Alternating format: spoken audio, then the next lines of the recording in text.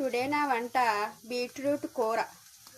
దీన్ని చేసే విధానం వచ్చేసి బీట్రూట్ చిన్న చిన్న ముక్కలుగా తరుక్కుని కొంచెం కుక్కర్లో నీళ్ళు చల్లి కుక్కర్లో పెట్టేసుకుని అది కుక్కర్ ఒక 3 విజిల్స్ వచ్చిన తర్వాత పక్కన పెట్టేసుకుని తర్వాత కుక్కర్ చల్లారిన తర్వాత మూకుట్లో కొంచెం నూనె వేసుకుని ఆవాలు జీలకర్ర కొంచెం మినపప్పు పోపు వేసుకుని అవి వేగిన తర్వాత ఉల్లిపాయలు కూడా వేసుకుని వేగిన తర్వాత కొంచెం అల్లం వెల్లుల్లి పేస్ట్ వేసావా లేదా అన్న పేరుకి ఎక్కువ వద్దు, ఎక్కువ వేస్తే మళ్ళీ మసాలా కింద ఉంటుంది కూర.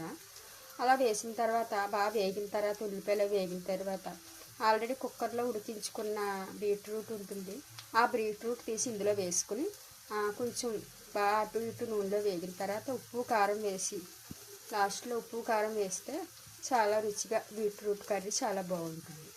ఇది రక్తశుద్ధి కూడాను, పిల్లలకి రక్తం బాగా పడుతుంది.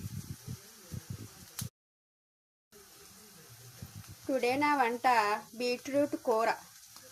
దీన్ని చేసే విధానం వచ్చేసి బీట్రూట్ చిన్న చిన్న ముక్కలుగా తరుక్కుని కొంచెం కుక్కర్లో నీళ్ళు చల్లి కుక్కర్లో పెట్టేసుకుని అది కుక్కర్ ఒక 3 విజిల్స్ వచ్చిన తర్వాత పక్కన పెట్టేసుకుని తర్వాత కుక్కర్ చల్లారిన తర్వాత మూకుట్లో కొంచెం నూనె వేసుకుని ఆవాలు జీలకర్ర కొంచెం మినపప్పు పోపు వేసుకుని అవి వేగిన తర్వాత ఉల్లిపాయలు కూడా వేసుకుని వేగిన తర్వాత కొంచెం అల్లం వెల్లుల్లి పేస్ట్ వేసావా లేదా అన్న పేరుకి ఎక్కువ వద్దు, ఎక్కువ వేస్తే మళ్ళీ మసాలా కింద ఉంటుంది కూర.